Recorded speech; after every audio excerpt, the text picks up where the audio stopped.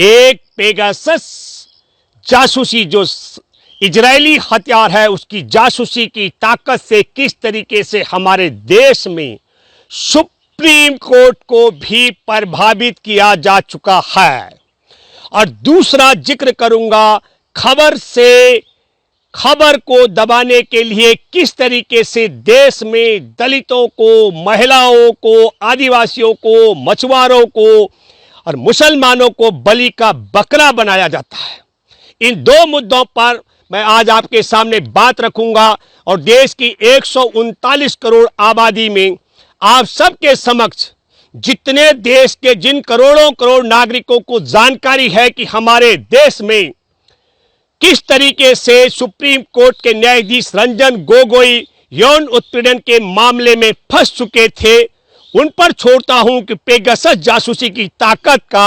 आप अंदाजा लगाएं कि देश कहां पहुंच सकता है।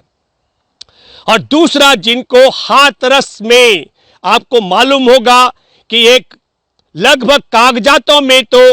हाथरस पीड़िता के पिता के पास 5 बीघा जमीन है, लेकिन भौतिक तौर पर 2.25 बीघा जमीन है। हाथरस का मैं जिक्र कर रहा हूं 14 सितंबर 2020 का मामला, जिसमें आपने देखा होगा गैंग रेप करके पीड़िता की कमर की हड्डी तोड़ देना, जुबान काट देना, और फिर हाथरस के डीएम ने देश के प्रधानमंत्री नरेंद्र मोदी और उत्तर प्रदेश के मुख्यमंत्री योगी आदित्यनाथ के इशारे पर किस तरीके से परिजनों की इच्छा के बगैर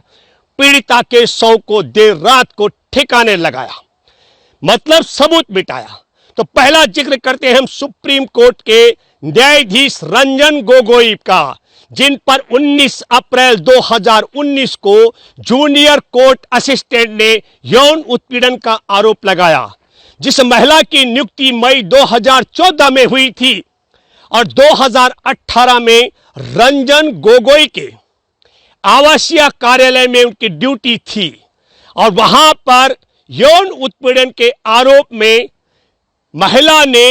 19 अप्रैल को देश के 22 जजों को लिखित रूप में शिकायत की थी। उस शिकायत में कहा गया था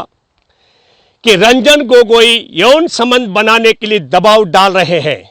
यौन संबंध न बनाने पर नौकरी से हटाने और परिजनों को प्रताड़ित करने का धमकी दिया जा रहा है। 26 अप्रैल को 2019 को पीड़िता की शिकायत पर एक आंतरिक जांच बैठती है, जिसमें तब न्यायाधीश एस.ए. बोबड़े, जो बाद में हमारे देश के मुख्य न्यायाधीश भी रहे हैं, जस्टिस इंदु मल्होत्रा और जस्टिस इंदिरा बनर्जी, और इन तीनों की रिपोर्ट आती है कि महिला के द्वारा लगाए गए आरोप बेबुनियाद हैं। और बहुत रोचक बात यह होती है कि महिला के पति और देवर जो दिल्ली पुलिस में हैं, उनकी बहाली कर दी जाती है जून 2019 में वापसी। इसका मतलब है कि शिकायत के बाद, पीड़िता की शिकायत के बाद उन्हें नौकरी से हटाया गया होगा। और रोचक बात है कि जनवरी 2020 में शिकायतकर्ता पीड़िता को भी वापस नौकरी पर बहाल किया जाता है सुप्रीम कोर्ट में, और अप्रैल 2020 में रंजन गोगोई को बरी कर दिया जाता है। तो मेरे दोस्तों, मैं ये कहना चाहता हूं, यदि वह शिकायतकर्ता झूठे आरोप लगा रही थी तो फिर उसकी बहाली कैसे हो सकती है? और अगर उसकी शिकायत जायज थी, ठीक थी, तो सुप्रीम कोर्ट के न्यायाधीश रंजन गोगोई यौन उत्पीड़न के मामले में बरी कैसे हो सकते हैं? इसके पीछे की क्रोनोलॉजी यह है कि जो अभी इजरायली हथियार है पेगासस जासूसी का, और उसमें यौन उत्पीड़न के पीड़िता या शिकायतकर्ता सुप्रीम कोर्ट के रंजन गोगोई के खिलाफ शिकायत करने वाले उसके परिजनों के फोन नंबर भी पेगासस जासूसी का मामले में उजागर हो रहे हैं। दूसरा मैं जिक्र करना चाहता हूं हाथरस का। हाथरस की लड़की के विषय में आपको सबको मालूम होगा कि 14 सितंबर 2020 को किस तरीके से हाथरस की बेटी के साथ में गैंग रेप किया गया, उसकी कमर की हड्डी तोड़ी गई, उसकी जुबान काटी गई और किस तरीके से उसको एम्स में रेफर किया गया था, लेकिन सफ्दरजंग में उपचार कराया गया और जब उसकी जान चली गई तो उसके परिजनों को सौंपने की बजाय 29 सितंबर 2020 को तब के वहां के डीएम परवीन कुमार, उन्होंने देर रात को उसके शव को जलवाकर ठिकाने लगवा दिया। और ठीक आपको एडीजे प्रशांत कुमार, जिसने दावा किया था कि उसके साथ बलात्कार नहीं हुआ है, और सीबीआई की रिपोर्ट है, सीबीआई की रिपोर्ट में चारों आरोपियों को गैंग रेप का आरोपी बनाया गया। और 21 सितंबर को लड़की का एक वीडियो वायरल हो रहा था, जिस वीडियो में वह संदीप और संदीप के साथ 4 अन्य लोगों पर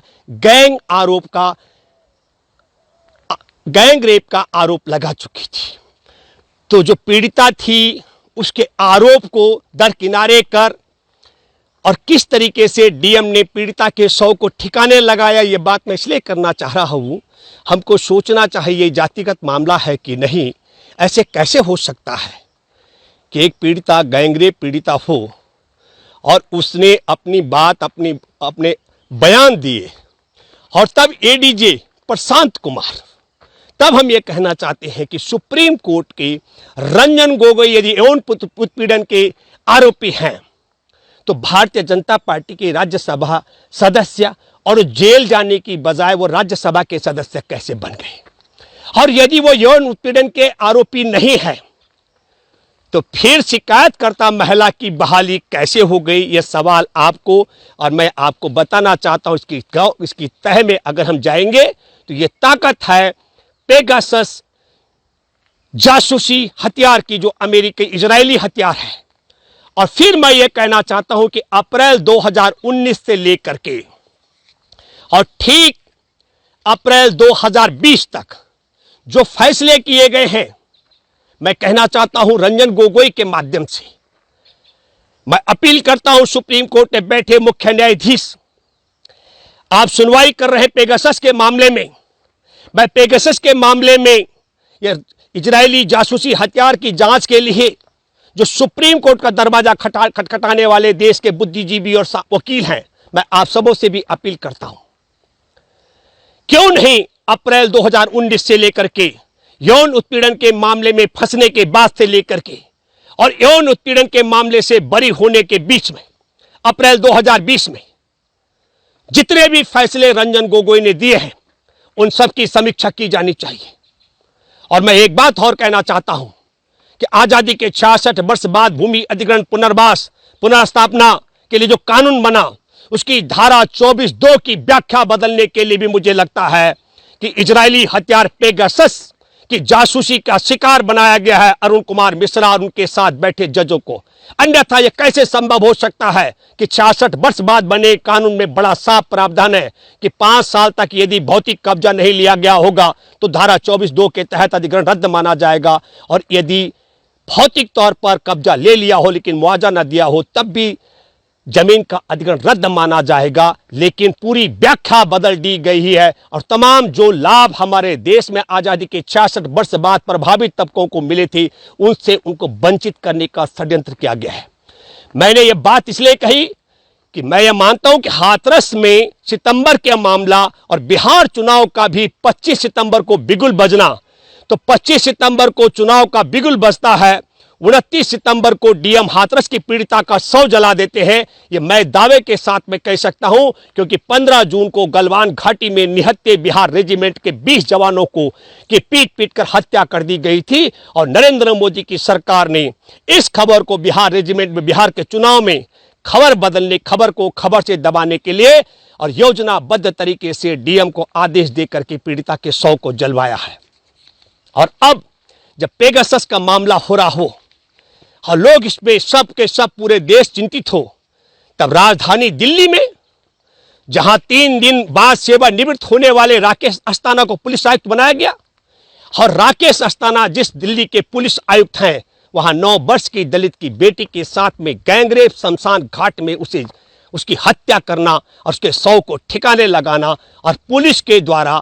उस शव को जब्त न करना, ये पूरा का पूरा हमको लगता है कि योजनाबद्ध तरीके से पेगासस के जो सवाल खड़े हो रहे हैं उनसे ध्यान भटकाने का भी षड्यंत्र है। मेरे दोस्तों, मैं एक बात आपके सामने कहना चाहता हूं, वो कौन ताकत है जिसने हाथरस की बेटी के शव को जलवाया? वो कौन ताकत है जो नागलगांव दिल्ली में 9 वर्षीय बलात्कार पीड़िता जिसके शव को ठिकाने लगाया जला करके, हर बड़ी मुश्किल से कुछ लोगों ने पहुंचकर उसके पैर बचाए हैं? वह कौन ताकत है? तो मैं बताना चाहता हूं, जिन्होंने रामायण के रचनाकार महर्षि वाल्मीकि को डकैत बताया था, जिन्होंने महाभारत काल में एकलव्य का अंगूठा कटवाया था और जिन्होंने देश में दलितों की महिलाओं के स्तन ढकने पर टैक्स लगाया था, ठीक उसी सोच और मानसिकता के लोग, ये कोई जाति का मामला नहीं है, लेकिन मैं कहना चाहता हूँ ऐसी मानसिकता के लोग आज जब देश आज़ाद हो चुका है, देश एक संवैधानिक व्यवस्था चलता है, तब ऐसी हरकत करने वाले निश्चित तौर पर खबर से खबर को दबाने वाले वही लोग हैं जो निरंतर, आपने देखा होगा तमाम मुद्दों पर मैंने जिक्र किया, लंबी हो जाएगी वीडियो इसलिए मैंने बाकी सब आंकड़े मैं आदिवासियों के, अल्पसंख्यकों के विषय में बाद में दूंगा, लेकिन मैं जिक्र करना चाहता हूँ अखलाक के हत्यारे बाहर नौकरी कर रहे हैं, क्या कहते पहलू खान के हत्यारे बरी हो गए हैं। तमाम आंकड़े मैं दे सकता हूं और मैं उम्मीद करता हूं आप सब लोगों से कि मेरी बात यदि आपको पेगासस के मामले में जिस प्रकार का जिक्र मैंने किया है, पूरे रंजन गोगोई के मसले को लेकर के और हाथरस की बेटी और दिल्ली की बेटी को लेकर के, मैं उम्मीद करता हूं कि देश में खबर से खबर को दबाने के लिए जो षड्यंत्रकारी संघ परिवार है,